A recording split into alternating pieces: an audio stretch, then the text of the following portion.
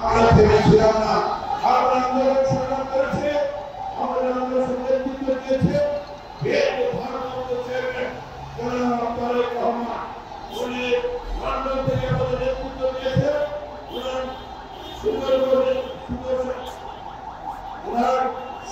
ফেসিবাদের বাংলাদেশ হয়েছে। তাই আপনাদের যুব সমাজ আজকের এই নেতৃত্বের বিরুদ্ধে আহ্বান, আগামী ফেব্রুয়ারিতে নির্বাচন হবে, এর কোনো বিকল্প নেই। যে যাই কর একটি গোষ্ঠী তারা গোলা পানিতে মাছ শিকার করার চেষ্টা করছে, কোনো লাভ হবে না, কোনো কাজ হবে না।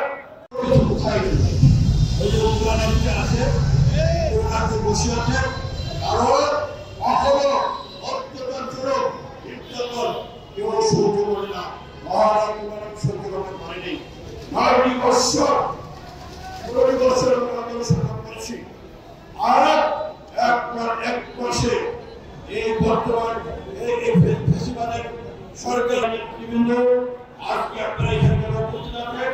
সবার আহ্বান, ঐক্যবদ্ধ থাকে। ফেসিবাদের অবস্থান বাংলাদেশের মতো হবে না, শ্রীনগর হবে না, সিরাজগঞ্জ হবে না, স্থান বাংলাদেশের কোথাও হবে না, কোথাও আমরা তাদেরকে দেখতে চাই না। কারণ তারা এই দেশের মানুষের উপরে অত্যাচার করে গণহত্যা করেছে, সেই জন্য এই দেশের মানুষ ফেসিবাদকে আর কখনো মেনে নিবে না, নিবে না। আজকে আমাদের দেশ থেকে বেগম খালেদা জিয়া ওনার জন্মদিন, সেই উপলক্ষে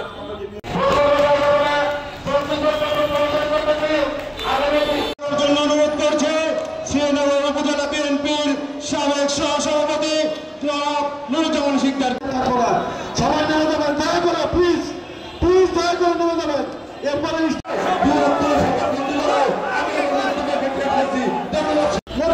স্থান অধিকার করেছে শ্রীনগরের কৃতি সন্তান মীর শরফত আলী সর্ব ভাই।